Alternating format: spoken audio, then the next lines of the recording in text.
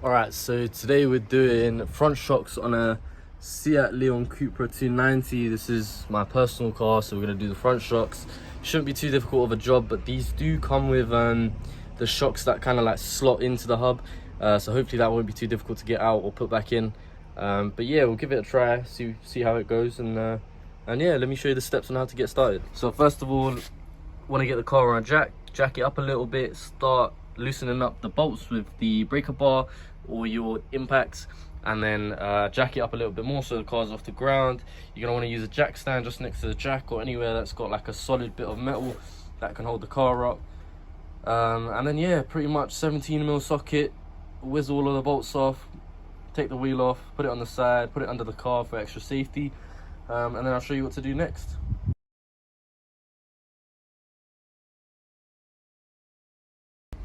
Alright, so wheels off, car's on the jack, as high as, well not as high, but you know, high enough to get the impact underneath for me. And I've also opened up the bonnet so we can get access to the top strut mount bolts later. I just did that now, just, you know, getting started. But yeah, pretty much it is gonna be a case of removing the lower control arm, which has 3 bolts there. Should be probably 13mm or 16mm. So 3 ball joint bolts there, they come off, and then the lower control arm will drop down a little bit and you can just push it down. Then you also want to remove the drop links for sure, and the track rod end, so this bolt here, it's just got a bolt on the bottom. And what else do we need to remove? So obviously we're going to need to remove the drive shaft as well, or the drive shaft bolt, to get that out. So it is quite a long job, to be honest. Just thinking what else. We're also going to need to remove the caliper. So pretty much a whole strip down of this, and you can see why I need to replace the shocks, purely because there's so much oil leaking out of them, and when you go up and down over bumps and stuff, it just makes some weird noise. So it's like a clunking almost. So hopefully the shocks, replacing them, should fix it. And there you can see the brand that says Monroe, so I've ordered the exact same ones. I've got them already, so yeah, pretty much let me get started and I'll show you. As I start removing it, I'll mention what I'm removing and what bolts they are and what sizes, and then yeah, you guys can follow along. But I'm definitely going to start with the drive shaft bolt, so let's get started with that. It does look a bit rusted up, so let's put some WD-40 on it, and whilst we're waiting on that, we'll take the caliper off.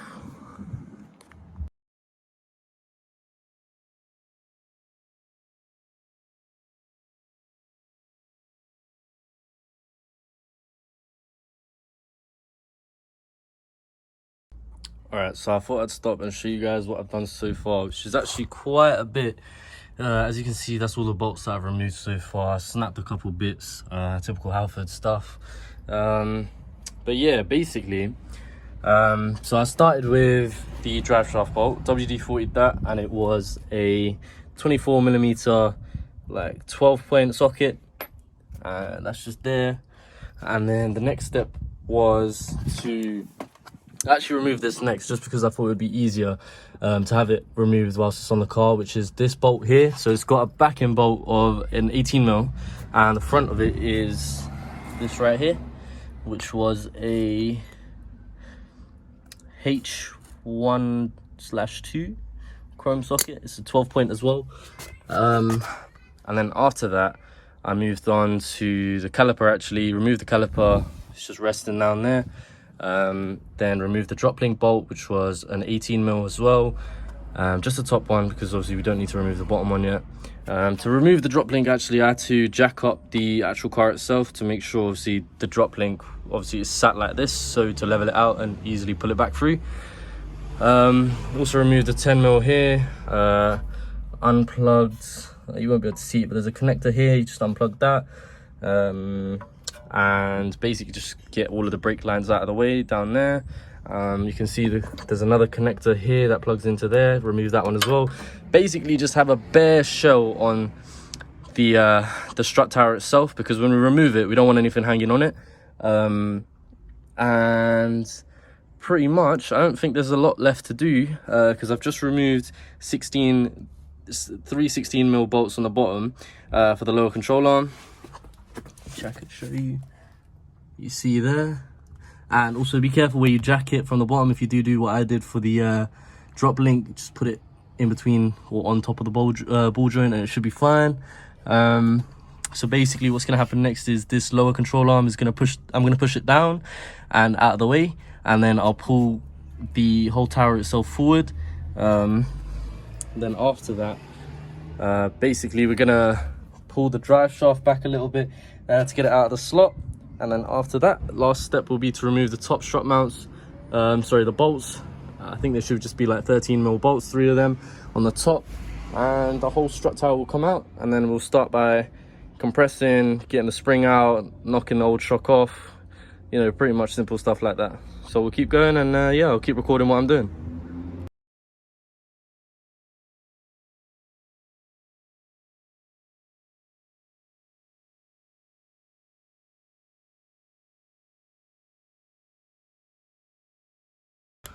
Alright, so as you can see, now basically the whole strut tower is hanging on with just the top 3 13mm bolts. We're going to undo them next and remove the Skoda panel. Just stick a flathead screwdriver under that, pry that up. There's just a little clip down here that pulls out, and that will help you remove it a little bit further up, like that. And then yeah, once I remove them, the whole strut tower will fall out, and then we'll be able to knock out the old shock absorber there.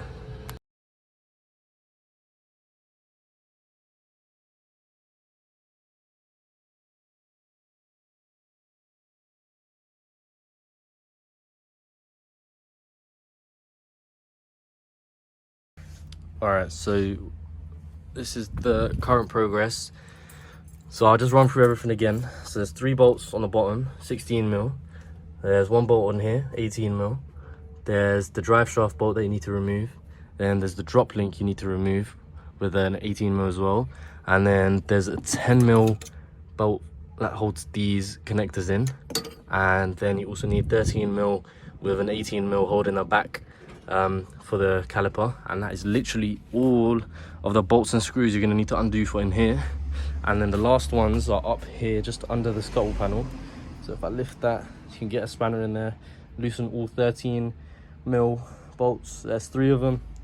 That's what they look like down there. And then literally the whole piece will come undone like this.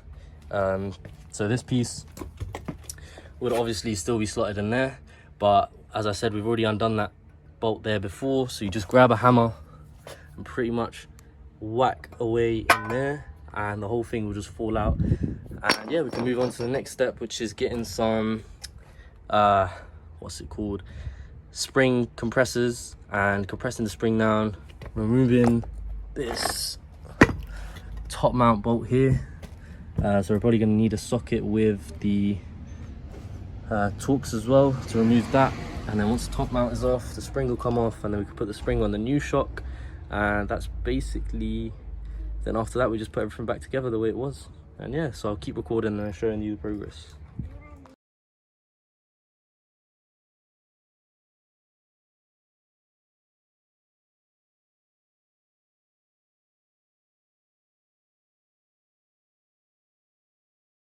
Alright guys, so you probably saw there the video stopped for a little bit, purely because we've come into a little problem where another part is also damaged. So this is the bump stop, and you can see it's pretty badly deteriorated, so we're gonna need to replace that.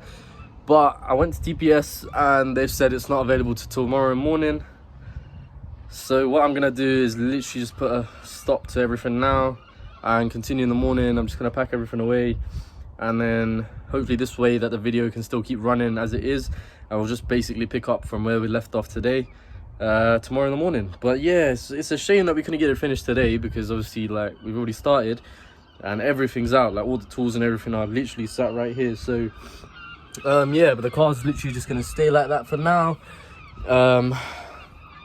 Yeah, there's not really much else to say, to be honest, other than probably might be best for you guys to order a bump stop as well. But in the end, I got new top mounts as well, which is helpful. I got the top mounts and the bearings. I think it was like 150 in total, 125, something like that, for all of the bump stop parts and the top mounts and the top mount bearings.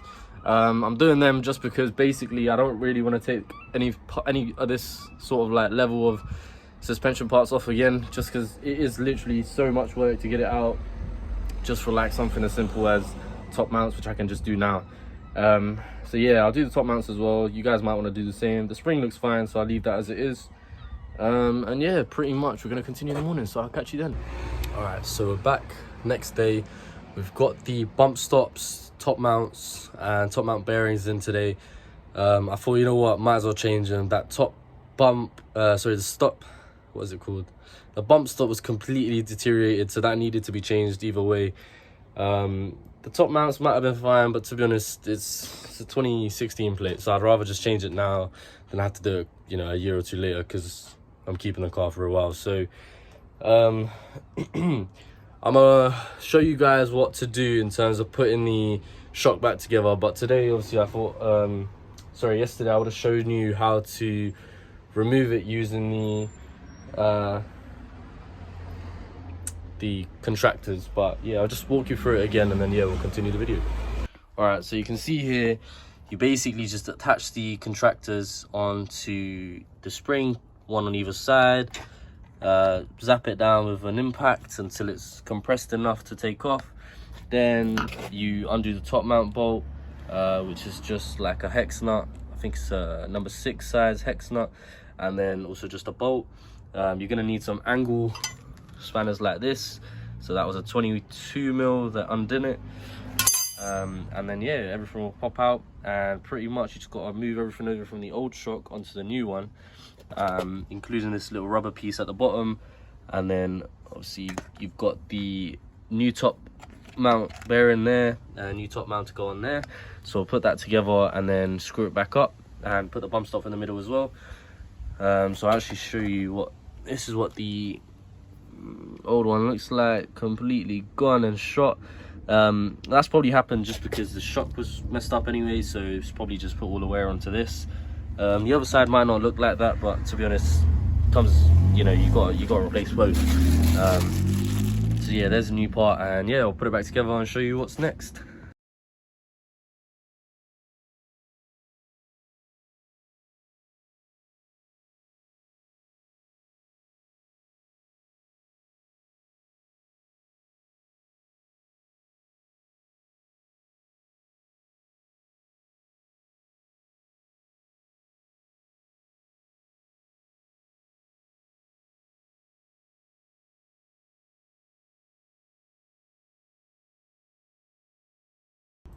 All right, so progress been made. Shock is back together and built.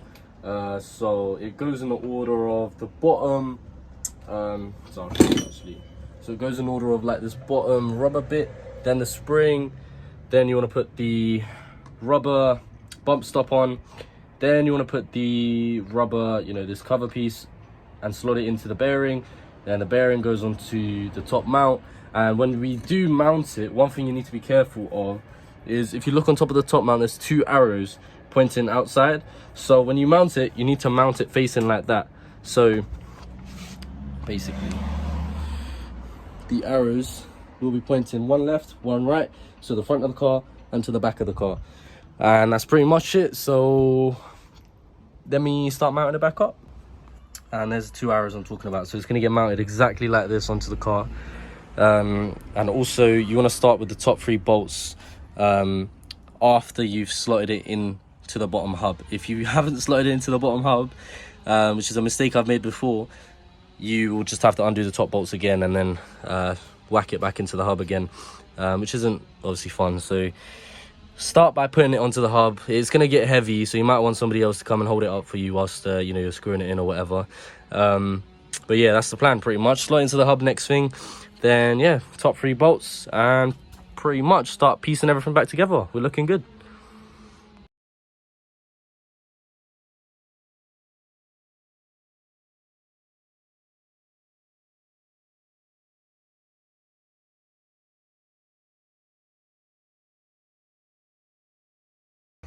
All right, so you can see that is slotted. Next thing, put the bolts back in here, zap it down as hard as you can. There is probably a Torx spec online, but it's up to you whether you want to use it or not.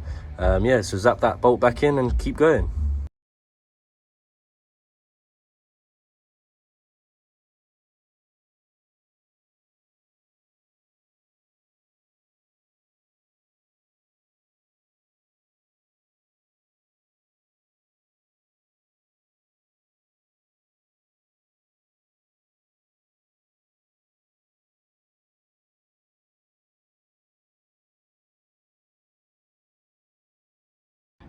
Alright, so we were getting somewhere until we got set back with the lower ball joint for the control arm, which whilst I was tightening up the bolts, they decided to just snap straight off. So we're gonna quickly run to TPS and grab another ball joint. I want to do this as quick as possible to just tighten this side up and start on the other one, just in case the same thing happens. I don't want this car off the road for another day. So yeah, we're gonna run, get a new ball joint for the lower control arm, stick that back on, and continue moving. But it is what it is. So yeah, lovely weather, so let's take the BM convertible and get these parts.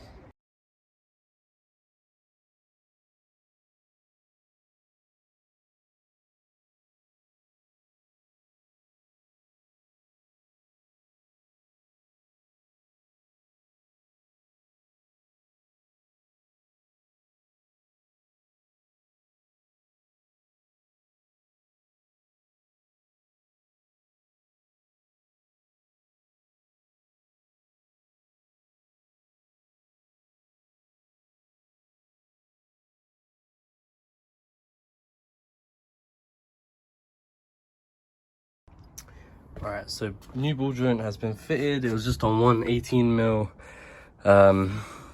bolt on the underside. You can probably see it just about there. Yeah, just remove that and it falls straight off. Maybe hammer it a little bit if it is a bit seized. But just like a last check over, I'll show you what bolts that you needed to tighten. So one for the drop link up there, make sure that sensor's plugged in, make sure that sensor there's plugged in, make sure caliper brake caliper pipe is locked in there. Make sure that 10mm goes there. Make sure this one's tight for the actual the gas strut itself, or the shock, sorry. Then also make sure the track rod end bolt is tightened, and make sure the 3 lower control arm bolts are tightened, and the caliper bolts as well, top and bottom. And that is literally everything you got to do in here. And then 3 bolts on top, make sure they're tight. Make sure you put the clip back for the scuttle panel, and that's pretty much it. Now we're going to put the tire back on, drop the car down, and that's literally everything done on this side. And then we just got to repeat the same for the other side. I won't record the other side just because it's literally the same thing. I'll probably time lapse it, and you can see me do exactly the same thing that I've done this side on that side, hopefully with a lot less errors. And also don't forget to tighten the drive shaft bolt as well. That's the last one that I missed off. Yeah, everything else is done. Tighten up the wheel on there, put it down, start on the other side, time lapse it, and yeah, that's pretty much it. So hopefully you guys enjoyed the tutorial on how to, or more of like a vlog to be honest, on showing you how I got it done for the front shocks. But yeah, if you guys want like a rundown of like a step-to-step guide, I can make a quick video on that too, because this one I know this video is kind of like all over the place, purely because, you know, like stuff like the parts weren't available then and there for me to finish the video on the same day. So like you guys might want to look out for the bump stops. You might want to order them in advance, and also the top mounts, you might as well do them if your car's a little bit older. If it's a newer car, you won't really need to, but then again, I mean, it's completely up to you. They are a little bit expensive. I think it's about £100 for the bearing and the top mount itself. But yeah, so I'll put the camera down, stop waffling, and then yeah, get the other side done and take it for test drive.